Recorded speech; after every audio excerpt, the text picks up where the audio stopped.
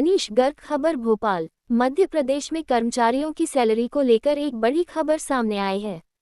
दरअसल कोष एवं लेखा विभाग ने सभी विभागों से उनके यहां कार्यरत रेगुलर और नॉन रेगुलर कर्मचारियों की संख्या डेटा उपलब्ध कराने के लिए पत्र लिखा है। पिछले 4 महीनों से कर्मचारियों की सैलरी ट्रेजरी से नहीं निकलने के बाद कोष एवं लेखा विभाग के अधिकारियों का ध्यान इस ओर गया, जिसके बाद आयुक्त कोष एवं लेखा विभाग ने सभी विभागों की कोषालय अधिकारियों को पत्र लिखकर कर्मचारियों का डेटा मांगा है। रेगुलर और नॉन रेगुलर कर्मचारियों के डेटा की पुष्टि करने का आदेश दिया गया है। पत्र में उल्लेख है कि एफएमआईएस में रजिस्टर्ड कई रेगुलर और नॉन रेगुलर कर्मचारियों की दिसंबर 2024 के बाद से सैलरी ट्रेजरी से नहीं निकाली गई है।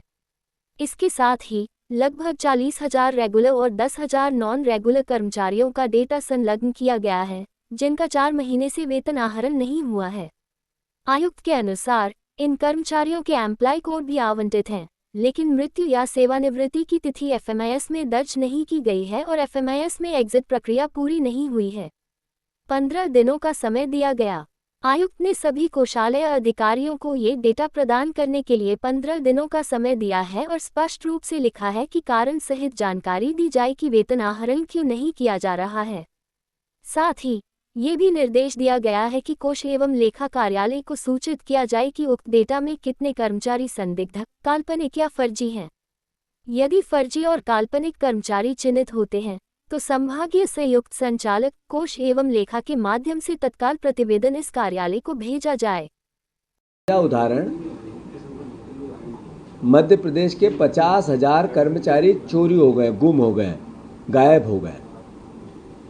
250 करोड़ रुपए की सैलरी विड्रा नहीं हो रही है।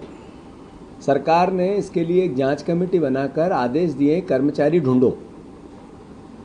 4,50,000 जिस प्रदेश में कर्मचारी है उसमें 50,000 कर्मचारियों को ढूंढना पड़े, यानी कितनी बड़ी आर्थिक अराजकता है, कितनी बड़ी प्रशासनिक अराजकता है। अगर इनके आईडी होने के बाद सैलरी विड्रा नहीं हुई, सरकार को आदेश देने पड़े, तो इससे पहले 25 साल से ये 250-500 करोड़ रुपए साल के निकल रहे थे, ये कहाँ जा रहे थे? यानी पिछले 25 साल में 500 करोड़ रुपए साल, यानी 12,500 करोड़ रुपए कहाँ गए? ये भी सवाल है। कर्ज तो हम ले रहे हैं, फिर से ले रहे हैं 4,500 करोड़ का परसों। तो कुल मिलाकर प्रदेशवासियों जागो, इन्होंने कर्मचारी भी गायब कर दिए और इतने साल से सैलरी भी ले रहे हैं।